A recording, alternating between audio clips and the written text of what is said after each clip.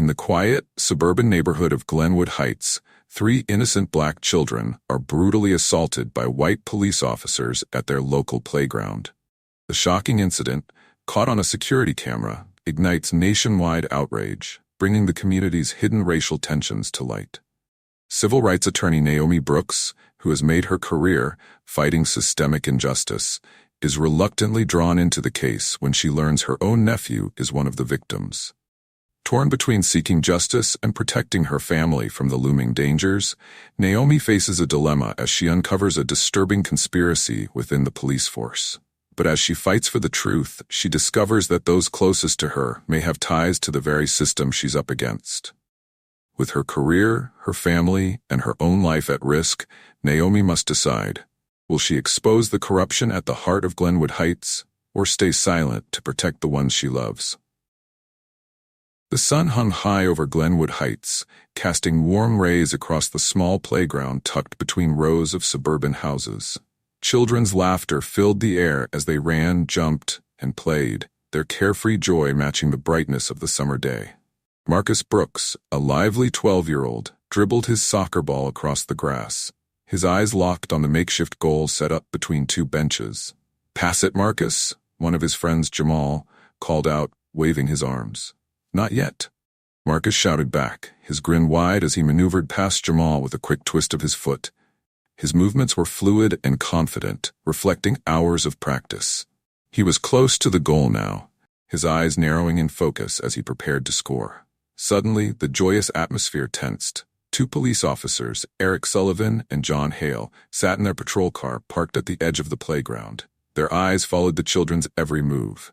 Hale, the senior of the 2, narrowed his gaze and muttered, "You see that? Loitering and causing trouble again." Sullivan glanced over, uneasy. "They're just kids, John. They're playing." Hale scoffed. "Doesn't matter. They think they can do whatever they want around here." He pushed open the door, stepping out of the car. Sullivan hesitated before following.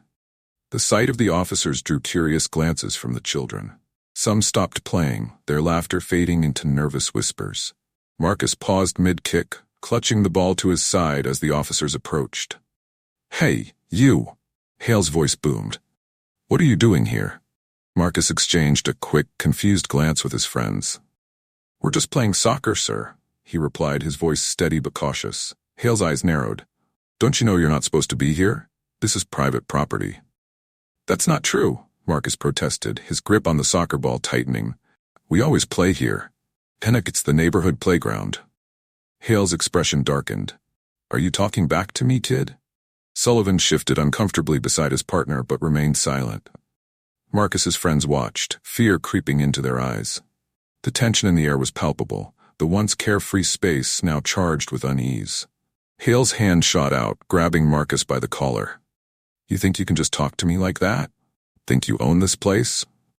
Marcus's eyes widened, and he struggled to pull back. "Let go. I didn't do anything," he yelled, panic rising in his voice. Sullivan finally spoke up, his voice hesitant.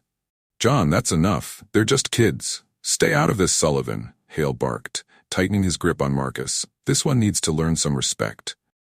Marcus's friends watched in horror, too scared to move. Jamal shouted, "Hey, let him go." But it only made Hale's grip tighten. Marcus's eyes darted around, searching for help. "We weren't doing anything wrong. Please, just—" Before he could finish, Hale shoved him to the ground. The impact knocked the wind out of Marcus, and he clutched his side, gasping. Jamal and the others rushed forward, but halted as Hale reached for his baton, his eyes daring them to intervene. Sullivan's face was pale as he watched the scene unfold, his hand lingering near his own baton, but he remained frozen. "John, this isn't right," he finally managed to say, his voice barely above a whisper. Hale sneered, pointing his baton at the group of kids. "Get out of here before you all end up in cuffs." The children scattered, some running to nearby houses, others hiding behind the playground equipment. Hale stood over Marcus, his expression hard and unyielding, while Marcus lay on the ground, tears forming in his eyes.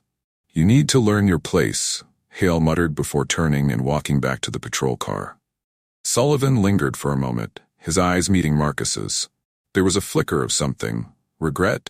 Maybe. But then he turned and followed Hale. Minutes later, Lisa Brooks, Marcus's mother, rushed onto the scene, her eyes wide with panic as she spotted her son on the ground. "Marcus! Oh my God, what happened?" She knelt beside him, helping him sit up. Marcus wiped his eyes, his voice trembling. "The police, they just came and grabbed me. I didn't do anything, Mom." Lisa's face twisted with a mix of fear and anger. "Where are they now?" she asked, scanning the playground. "They left," one of Marcus's friends answered, stepping forward cautiously. "They said we were causing trouble, but we were just playing." Lisa pulled Marcus into a tight hug. "It's okay, baby. We're going to make this right. I promise." She looked around, noticing that a crowd had begun to form. Neighbors whispered amongst themselves, their faces reflecting anger and concern. "Did anyone see what happened?" she called out, her voice firm but pleading. A man holding a cell phone approached. "I didn't get here in time, but I heard there was a camera that caught everything." Hope flickered in Lisa's eyes. "Where is it?" He pointed to a security camera mounted on a nearby building. "It should have recorded the whole thing." Lisa stood, determination hardening her features. "We're not letting this go," she said, her voice loud enough for the crowd to hear. "We'll get justice for what they did." Later that evening, Lisa sat in her small living room, her hands gripping her phone as she watched the security footage. The video was clear, showing Hale's aggressive approach, the confrontation, and Marcus's fall. Her hands trembled, and she felt a wave of nausea as she replayed the clip. She pressed a button and called her sister. "Naomi, you need to see this. It's Marcus. They attacked him at the playground." Naomi's voice on the other end was calm but firm. "Lisa, send me the video. I'll be there in 15 minutes. By the time Naomi arrived, the video had already begun circulating on social media. Outrage poured in from all corners, with people sharing the footage and demanding justice for Marcus. Protests began to form, and the community rallied together, holding signs and chanting outside the Glenwood Heights Police Department. Inside Lisa's apartment, Naomi watched the video in silence, her expression unreadable. Finally, she looked up at her sister. "This is going to be a battle, Lisa. Are you sure you want to do this?" Lisa's eyes were fierce. "They hurt my son. I'm not backing down." Naomi nodded. "All right, we'll take this to court, but I need to warn you, once we start, they'll come after us. The department won't let this go easily." "I don't care," Lisa said, her voice breaking. "He's my son, Naomi. They can't get away with this." Naomi sighed, reaching for her bag. "I'll start building the case. We're going to need every piece of evidence we can get." The next morning, Naomi stood at the playground, her eyes scanning the familiar scene. The swings hung motionless, and the once bustling space was eerily quiet. It felt different now, tainted. She could still see the spot where Marcus had been thrown to the ground, and her chest tightened.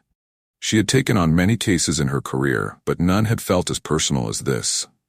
Her sister's desperate call echoed in her mind, and she knew that refusing wasn't an option. Naomi's phone buzzed. She glanced at the screen. A message from an anonymous number. "Drop the case, or you'll regret it." She stared at the message, her jaw tightening. "No turning back," she whispered, tucking the phone into her pocket. Taking a deep breath, she walked toward the group of reporters gathered nearby. "My name is Naomi Brooks," she began, her voice steady. "I am a civil rights attorney, and I will be representing Marcus Brooks and his family in their fight for justice." The cameras flashed, capturing the moment. Naomi knew the path ahead would be dangerous, but she was ready to confront the shadows lurking within the system. The first step had been taken. There was no stopping now. Naomi stood in the community center, a modest space with folding chairs arranged in rows and the smell of fresh coffee lingering in the air. Around her, neighbors and witnesses from the playground incident began to fill the room. Some wore looks of determination, while others had nervous glances. Naomi moved to the front, her eyes scanning the crowd as she prepared to speak. "Thank you all for coming today," she began, her voice firm yet inviting. "I know that what happened at the playground has shaken our community, and I want to assure you that we will not let this go unchallenged." A murmur of agreement swept through the room. An elderly man raised his hand, his expression cautious. "But aren't they just going to sweep this under the rug like they always do?" Naomi met his gaze. "Not if we stand together. Your voices matter. The more testimonies we have, the stronger our case will be." She opened the floor, encouraging people to share what they saw. One by one, witnesses recounted their versions of events. A young woman who lived across from the playground spoke up first. "I saw everything from my window," she said. "Those officers had no reason to target those kids." A middle-aged man nodded in agreement. "It's not the first time this has happened," he added. "They've been patrolling the neighborhood like they're waiting for trouble." As the testimonies continued, Naomi noticed some individuals staying silent, their eyes shifting uneasily. She approached one of them, a teenager who had been sitting with his arms crossed, avoiding eye contact. "You were there, weren't you?" she asked gently. The boy hesitated. "I don't want any trouble," he muttered. "I've seen what happens when you go against the cops." Naomi leaned closer, her tone soft but insistent. "We need your voice. If we let fear stop us now, they'll win, and nothing will change." After a moment, he sighed and nodded. "All right. I'll tell you what I saw." Naomi returned to her law office, files stacked high on her desk. The testimonies from the witnesses were crucial, but she knew they would not be enough. As she prepared the official complaint against the officers, her phone buzzed with an incoming call. Naomi Brooks speaking. "Miss Brooks, this is Officer Jenkins from the Glenwood Heights Police Department," the voice on the other end said, sounding almost mechanical. "We received your complaint regarding the incident at the playground. After our internal review, we found that the officers acted within protocol." Naomi gripped the phone tighter. "Within protocol? Are you saying it's acceptable to assault children in your department's view?" "The officers responded to what they perceived as a threat," Jenkins replied. "We stand by their actions." Naomi's frustration boiled over. "I will not let this stand. This community will not let this stand." "Good luck, Miss Brooks," Jenkins said before the line went dead. Naomi slammed the phone down, leaning back in her chair as she stared at the files on her desk. "So, they want a fight," she muttered. "They'll get one." Late that night, as Naomi sifted through police records, her phone buzzed again, this time with a message from an anonymous number. "I know what happened was wrong. I can help." She frowned, texting back, "Who is this?" The reply came quickly. "Meet me at the old diner on 5th, midnight." Naomi's instincts screamed caution, but the desperation for answers pushed her forward. She arrived at the dimly lit diner, its neon sign flickering against the night. Inside, she spotted a man seated in a booth near the back, Detective Eric Sullivan. Sullivan's face was tense and his eyes darted around the room. "Thank you for meeting me," he said as she sat down. "I can't stay long, if they find out I'm talking to you." "Why are you here?" Naomi asked, cutting him off. "Why help me now?" He sighed, running a hand through his short blonde hair. "Because it wasn't supposed to go down like that. Officer Hale, he's got a history, a violent one, but the department keeps covering for him." Naomi's eyes narrowed. "Why tell me this?" "Because I'm tired of being part of the problem," Sullivan admitted, his voice low. "Hale has a file full of complaints, but they bury them every time. They don't care about justice. They just want to protect their own." Naomi leaned in. "I need proof. Testimonies are one thing, but evidence is what will win this case." Sullivan glanced around before sliding a small envelope across the table. "Here's a start. It's not everything, but it'll give you a direction." Naomi hesitated before taking the envelope. "Why should I trust you?" "You don't have to," he replied, standing up. "But if you want to take Hale down, you'll need my help." As he walked out, Naomi opened the envelope. Inside were copies of internal memos, documents detailing past complaints against Hale, all dismissed without proper investigation. She felt a surge of hope, but also the weight of the risks she was taking. Back at her office, Naomi pored over the documents until the early hours of the morning. The evidence Sullivan provided was a step forward, but it was still just a piece of the puzzle. As she stretched and moved to turn off her lamp, she noticed a small slip of paper wedged under her office door. She unfolded it, her heart sinking as she read the message. "Drop the case or watch your back." Naomi's eyes darkened. She knew this was just the beginning of the intimidation tactics, but it only fueled her determination. She grabbed her phone and called Lisa. "Naomi, it's so late," Lisa's tired voice answered. "I need to tell you something. I just got a threat. They want me to drop the case." Silence hung on the line before Lisa spoke, her voice trembling. "Do you think it's safe? For Marcus, I mean?" Naomi hesitated. I don't know, but if we let them scare us into silence, they win. I trust you, Naomi, Lisa said, though the fear was evident. Just be careful. I will, Naomi promised, even as she felt the gravity of the risks weighing on her. Naomi decided to go public. She called a press conference outside the police department the next morning, standing before a crowd of reporters and community members holding signs that demanded justice. Cameras flashed as she began speaking. Good morning. My name is Naomi Brooks, and I am representing Marcus Brooks, a victim of police violence at the Glenwood Heights playground. We have evidence suggesting that this was not an isolated incident, but part of a pattern of misconduct within the department. A murmur of shock rippled through the crowd as Naomi held up the documents she had received from Sullivan. This community demands accountability. We will not be intimidated into silence.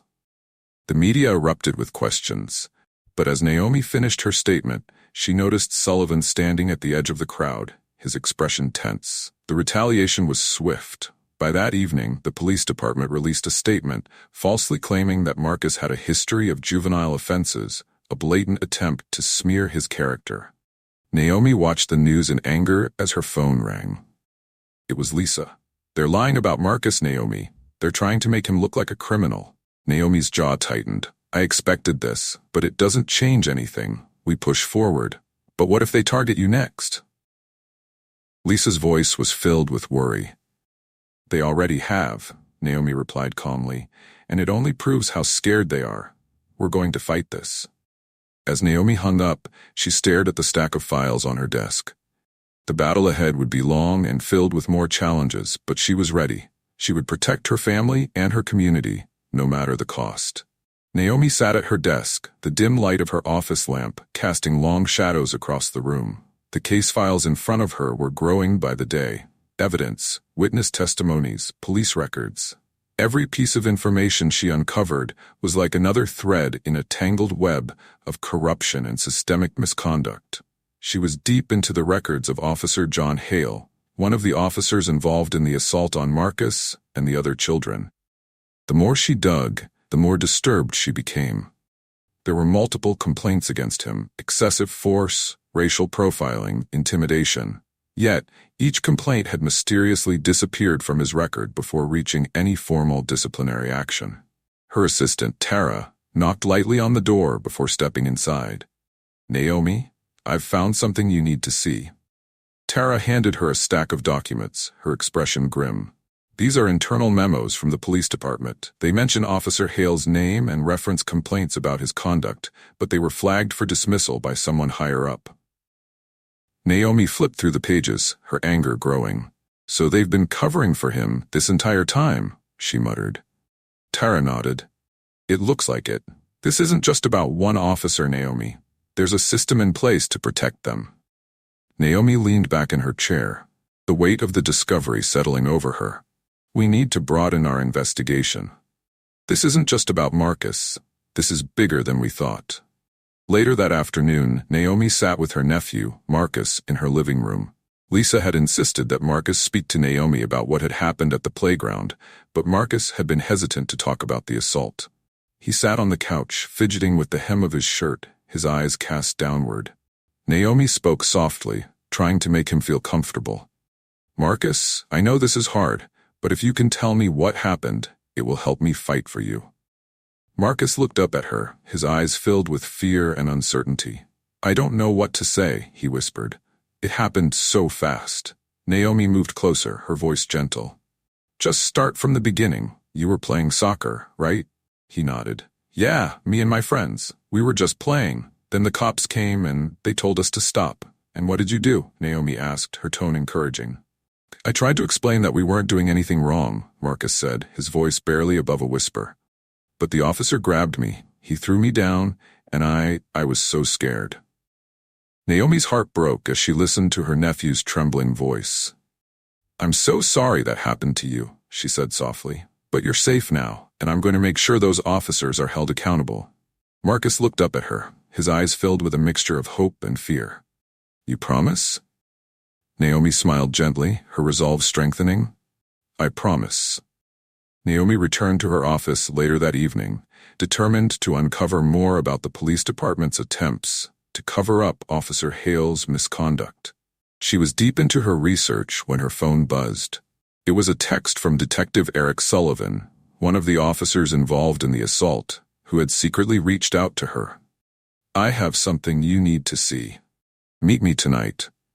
Naomi hesitated for a moment before replying. She wasn't sure she could trust Sullivan, but if he had information that could help her case, she had to take the risk. They met in a small diner on the outskirts of town, away from prying eyes. Sullivan slid into the booth across from her, a manila folder clutched in his hand. His face was drawn and he looked nervous, constantly glancing over his shoulder. "You're risking a lot by meeting me," Naomi said, studying him carefully. "I know," Sullivan replied, his voice low, "but I can't stand by and watch this happen anymore. What Hale did, what the department has been covering up, it's wrong." He slid the folder across the table. "These are internal memos and emails. They show that there's a department-wide initiative to suppress reports of police misconduct. Hale isn't the only one. This goes all the way to the top." Naomi opened the folder, her eyes scanning the documents inside. Her heart pounded as she realized the magnitude of what she was looking at. This was the proof she needed. "This is huge," she whispered, her hands trembling slightly as she held the papers. "Why are you helping me?" Sullivan looked down at his hands, his voice filled with guilt. "Because I was part of it. I didn't stop it when I should have. And now, I need to make it right." The next morning, Naomi arrived at her office to find the door ajar. Her heart skipped a beat as she pushed it open, stepping inside cautiously. The office had been ransacked, papers were scattered everywhere, and her computer had been smashed. But what chilled her the most was the message scrawled across the wall in red paint. "Drop the case, or else." Naomi's blood ran cold. She knew this was a direct threat, a warning to stop her investigation. But instead of fear, she felt her determination grow. They were scared, and that meant she was getting close to the truth. She called Lisa immediately, her voice steady but urgent. "Lisa, I need you to be careful. Things are escalating, and I don't want anything to happen to you or Marcus." Lisa's voice was filled with worry. "What's going on, Naomi? Are you in danger?" "I'm fine," Naomi reassured her, "but I want you and Marcus to stay with me for a few days, just until things calm down." Lisa agreed, and Naomi hung up, her mind racing. She wasn't going to let these threats stop her. If anything, they only strengthened her resolve to expose the corruption within the police department. Determined to push forward despite the threats, Naomi made a bold decision. She leaked some of the evidence she had gathered to the press, specifically the internal memos and emails Sullivan had given her. The story spread like wildfire, igniting public outrage and putting intense pressure on the police department. The community rallied behind her, with protests growing larger by the day. The media couldn't get enough of the story, and Naomi became the face of the fight for justice in Glenwood Heights. But while the public rallied, Naomi knew that her actions had also put a target on her back. Sullivan, too, was at risk, as the police department began to suspect there was a mole within their ranks. As Naomi watched the news coverage that evening, she knew there was no turning back now. The truth was out, and the fight for justice had only just begun. Naomi stood at the entrance of the courthouse, the weight of the briefcase in her hand, a constant reminder of what was at stake. The lawsuit she was about to file was the culmination of weeks of grueling investigation, sleepless nights, and difficult conversations. The documents inside were the key to seeking justice for Marcus, for the other children, and for the community. As she approached the clerk's desk, Naomi felt a wave of uncertainty wash over her, but she quickly pushed it aside. She couldn't afford to be hesitant, not now. "May I help you?" the clerk asked, looking up from her paperwork. "I'm here to file a lawsuit against the Glenwood Heights Police Department," Naomi replied, her voice firm. The clerk raised an eyebrow, clearly surprised. "Is this related to the playground incident?" Naomi nodded. "Yes, it is, and there will be more to come." As she handed over the thick file of legal documents, she caught a glimpse of her reflection in the glass partition behind the clerk. She looked exhausted, but there was a fire in her eyes that hadn't been there before. This wasn't just another case, it was personal, and Naomi was ready to fight. Later that evening, Naomi sat in her living room with Lisa. Marcus was in his room, playing quietly. The tension in the apartment was palpable. Filing the lawsuit had set off a chain reaction, and they were already receiving pushback from the police department and its legal team. "I've been getting calls all day from reporters," Lisa said, her voice tinged with anxiety. "They want statements. They want interviews. I don't know what to say to them." Naomi frowned. "You don't have to say anything yet. Let me handle the media. Right now, the most important thing is to focus on Marcus and make sure he feels safe." Lisa sighed, leaning back on the couch. "I just don't want him to go through this again. The media attention, the police backlash, it's overwhelming. What if it's too much for him?" Naomi placed a reassuring hand on her sister's shoulder. "I understand, Lisa, but this case isn't just about Marcus. It's about every family in this community that has been hurt by the system. If we back down now, they win." Lisa's eyes filled with tears, but she nodded. "I know you're right. I just worry about him." "We'll protect him," Naomi promised. "But we have to do this." The next morning, Naomi was in her office when Detective Sullivan arrived unannounced. He looked anxious, glancing over his shoulder as if he expected someone to follow him. "Naomi, we need to talk," he said, stepping inside and closing the door behind him. Naomi stood at the entrance of the courthouse, the weight of the briefcase in her hand, a constant reminder of what was at stake. The lawsuit she was about to file was the culmination of weeks of grueling investigation, sleepless nights, and difficult conversations. The documents inside were the key to seeking justice for Marcus, for the other children, and for the community. As she approached the clerk's desk, Naomi felt a wave of uncertainty wash over her, but she quickly pushed it aside. She couldn't afford to be hesitant, not now. "May I help you?" the clerk asked, looking up from her paperwork. "I'm here to file a lawsuit against the Glenwood Heights Police Department," Naomi replied, her voice firm. The clerk raised an eyebrow, clearly surprised. "Is this related to the playground incident?" Naomi nodded. "Yes, it is, and there will be more to come." As she handed over the thick file of legal documents, she caught a glimpse of her reflection in the glass partition behind the clerk. She looked exhausted, but there was a fire in her eyes that hadn't been there before. This wasn't just another case, it was personal, and Naomi was ready to fight. Later that evening, Naomi sat in her living room with Lisa. Marcus was in his room, playing quietly. The tension in the apartment was palpable. Filing the lawsuit had set off a chain reaction, and they were already receiving pushback from the police department and its legal team. "I've been getting calls all day from reporters," Lisa said, her voice tinged with anxiety. "They want statements. They want interviews. I don't know what to say to them." Naomi frowned. "You don't have to say anything yet. Let me handle the media. Right now, the most important thing is to focus on Marcus and make sure he feels safe." Lisa sighed, leaning back on the couch. "I just don't want him to go through this again. The media attention, the police backlash, it's overwhelming. What if it's too much for him?" Naomi placed a reassuring hand on her sister's shoulder. "I understand, Lisa, but this case isn't just about Marcus. It's about every family in this community that has been hurt by the system. If we back down now, they win." Lisa's eyes filled with tears, but she nodded. "I know you're right. I just worry about him." "We'll protect him," Naomi promised. "But we have to do this." The next morning, Naomi was in her office when Detective Sullivan arrived unannounced. He looked anxious, glancing over his shoulder as if he expected someone to follow him. "Naomi, we need to talk," he said, stepping inside and closing the door behind him. Naomi's heart raced as she pieced it together. This wasn't just about one bad cop or one incident. This was systemic. There was a pattern of coordinated efforts to target black families, suppress complaints, and protect officers from accountability. She quickly dialed Sullivan's number. "I found something," she said as soon as he answered. "What is it?" Sullivan asked, his voice low. "Officer Hale isn't acting alone. There's a group of them, officers who've been involved in similar incidents. And it goes back years. This is bigger than we thought."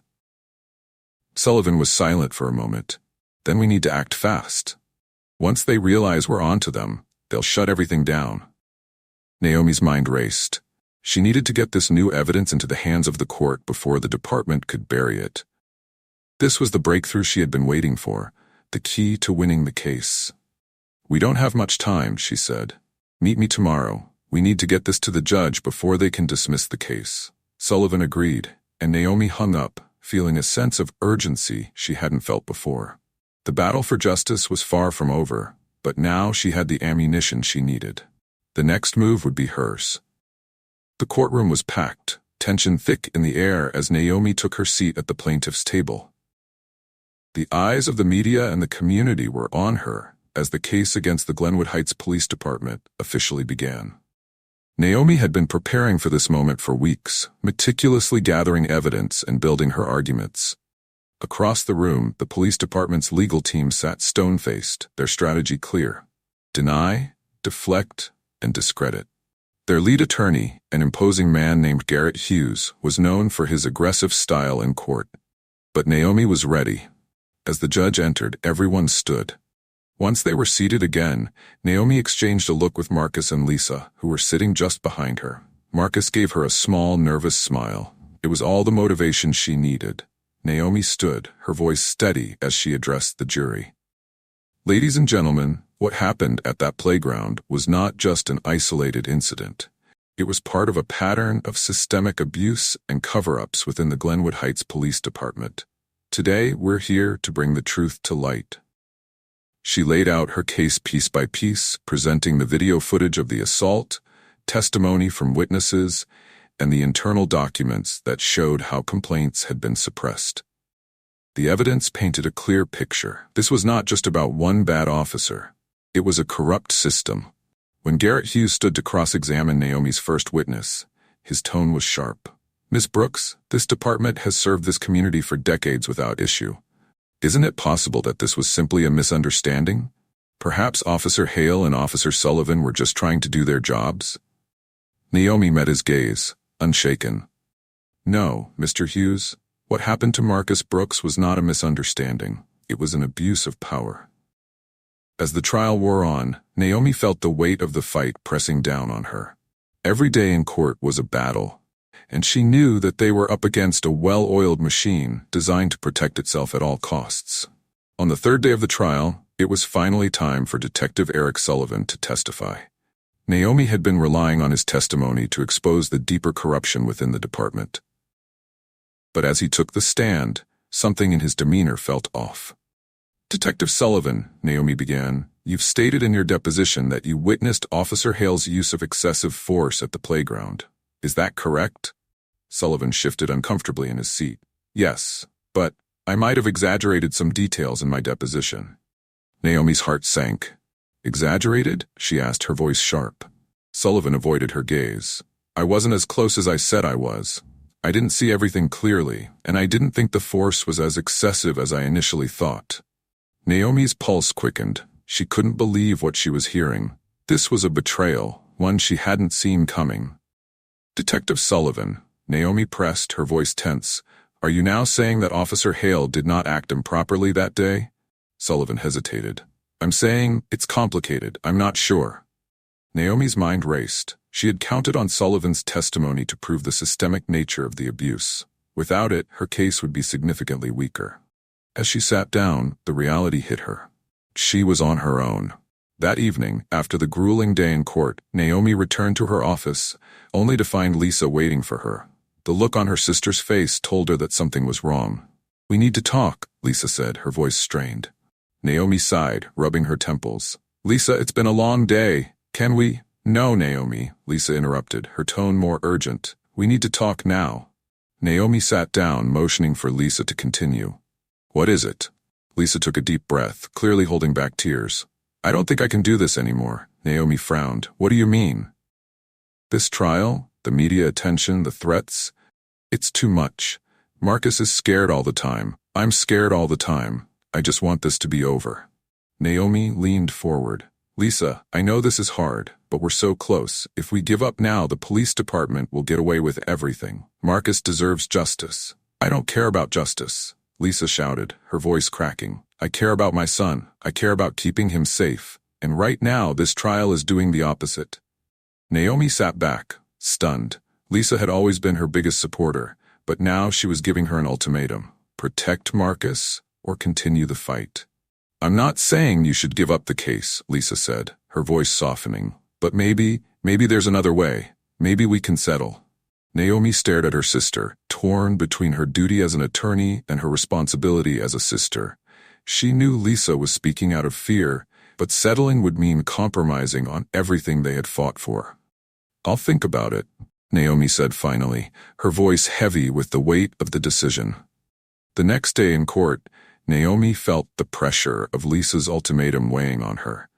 But just when it seemed like things couldn't get worse, an unexpected witness came forward. Naomi had been sitting in her office, going over the case files one last time when her assistant, Tara, burst through the door. Naomi, you're not going to believe this. We have a new witness. Naomi raised an eyebrow. Who? Tara handed her a statement from a man named David Ruiz, a former officer who had left the Glenwood Heights Police Department years ago. Ruiz claimed to have witnessed multiple instances of misconduct by Officer Hale, and more importantly, he had evidence of a larger cover-up within the department. Naomi's heart raced as she read the statement. This was the break they needed. She immediately called David Ruiz, setting up a meeting that afternoon. When they met, Ruiz seemed nervous but determined. I've kept quiet for too long, he said, but after everything that's happened, I can't stay silent anymore. The department is corrupt, and it's been corrupt for years. Naomi listened intently as Ruiz detailed the systemic abuses within the department, confirming everything Sullivan had hinted at but refused to fully admit.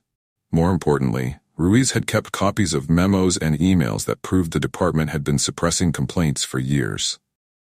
This is huge, Naomi said, her excitement barely contained. Will you testify in court? Ruiz hesitated for a moment, then nodded. Yes, it's time for the truth to come out. The final day of the trial was tense. The courtroom was packed with reporters, activists, and community members, all waiting for the verdict. Naomi stood at the front of the courtroom, presenting Ruiz's testimony and the damning evidence he had provided. It was a powerful moment, one that had the jury hanging on her every word. As the jury deliberated, Naomi sat with Lisa and Marcus, the weight of the past few weeks pressing down on her. She had fought harder for this case than any other, and now everything was out of her hands. Hours later, the jury returned, and the courtroom fell silent as the four-person stood. We, the jury, find the defendants, Officer John Hale and the Glenwood Heights Police Department, guilty of excessive force, racial profiling, and conspiracy to cover up misconduct. A wave of relief washed over Naomi as the words sank in. She had won. Justice had been served. As she hugged Lisa and Marcus, tears streaming down their faces, Naomi knew that this was just the beginning. The fight for justice in Glenwood Heights wasn't over, but this victory was a step in the right direction. For the first time in weeks, Naomi allowed herself to feel a sense of hope. The system wasn't perfect, but change was possible. And as long as there were people willing to stand up and fight, the truth would always find its way into the light. The courtroom had fallen into a tense silence as the jury foreman read the verdict. We find the defendants guilty of all charges. The words hung in the air for a moment, heavy with the weight of justice long overdue. Naomi's heart raced, her mind spinning as the gravity of what just happened settled in. The courtroom erupted into noise, gasps, cries of relief, and whispers. Naomi turned to Lisa and Marcus, who were sitting behind her. Lisa grabbed her sister's hand, tears streaming down her face. We did it, Naomi, she whispered, her voice trembling with emotion. Marcus, still processing the enormity of the moment, clung to his mother. His eyes were wide with relief and exhaustion. Naomi nodded, squeezing Lisa's hand. We did it, she echoed, but deep down she knew the fight wasn't entirely over. This was a victory, but the wounds from the ordeal would take time to heal. The police officers were led away in handcuffs, their expressions stoic, but Naomi couldn't shake the feeling that this was just the beginning. The systemic problems they had exposed weren't going to vanish overnight. A week after the verdict, Marcus sat in his therapist's office, staring out the window. The sunlight streamed through the glass, casting a warm glow on the room. The therapist, Dr. Reeves, sat across from him, waiting patiently for Marcus to speak. It's weird, Marcus finally said, his voice soft. I thought I'd feel better after the trial, but I don't know. Everything still feels messed up. Dr. Reeves nodded, her gaze gentle. That's completely normal, Marcus. Healing doesn't happen overnight. What you went through was traumatic, and it's going to take time to process it all. Marcus fidgeted with the hem of his shirt. I still get scared sometimes. Like when I see a police car, or even when I go outside to play soccer. I just keep thinking, what if it happens again? Reeves leaned forward, her voice calm and reassuring. It's okay to feel that way. Your brain is trying to protect you after what happened, but over time, with support from your family and continued therapy, those feelings will start to fade. Marcus nodded slowly, his shoulders relaxing slightly. Yeah, I guess so. As the session ended, Marcus stepped outside to find Lisa waiting for him. She smiled softly as he approached. How was it, honey? She asked. Marcus shrugged. It was okay. I'm still scared, but Dr. Reeves said that's normal. Lisa wrapped an arm around him as they walked to the car. You're brave, Marcus. We'll get through this together, okay? Okay, Mom, Marcus replied, a faint smile tugging at his lips. Naomi stood at the front of a packed community hall, looking out at the faces of Glenwood Heights residents. The trial might have been over, but the fight for justice was far from finished. Community leaders had come together to form a coalition to address the systemic issues within the police department.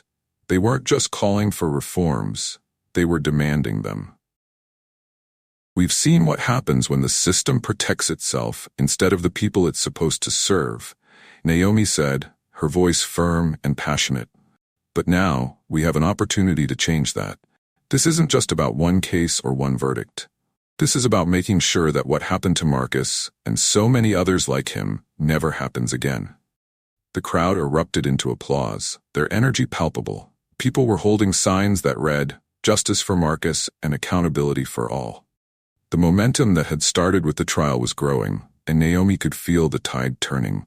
As she stepped down from the podium, an older woman approached her, tears in her eyes. "Thank you for everything you've done," the woman said, her voice trembling. "My grandson went through something similar years ago, but we never got justice. What you've done, it gives me hope." Naomi smiled warmly, taking the woman's hand. "This is just the beginning. We're going to keep fighting." That evening, Naomi sat alone in her law office, the weight of the past few months settling over her like a heavy blanket. The sun had set, and the city's lights flickered outside her window.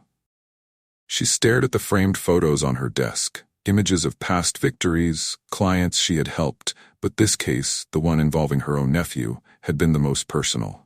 The shadows of the playground incident lingered in her mind, but there was also a sense of closure. They had exposed the truth, but at what cost? Her family had been targeted, threatened, and Marcus had been forever changed. Naomi let out a long breath, closing her eyes. She had fought so hard for justice, but the toll it had taken on her and her family was undeniable. She thought about Lisa's fear, Marcus's trauma, and her own sleepless nights. But then she remembered the moment in the courtroom, the look of relief on Marcus's face when the verdict was read, and the gratitude from the community. That was what made it all worth it. A knock on the door pulled Naomi from her thoughts. Tara, her assistant, peeked in. "Naomi, there's someone here to see you." "Who is it?" Naomi asked, surprised. "A representative from the National Justice Coalition," Tara said, her eyes wide with excitement. "They want to talk to you about joining their team." Naomi sat up, her heart skipping a beat. The National Justice Coalition was one of the most prominent organizations fighting against police brutality and systemic injustice. If they wanted to work with her, it could mean taking her advocacy to a national level. "Send them in," Naomi said, her mind racing. The representative, a tall woman named Grace Matthews, entered the office, her expression serious but warm. She shook Naomi's hand firmly.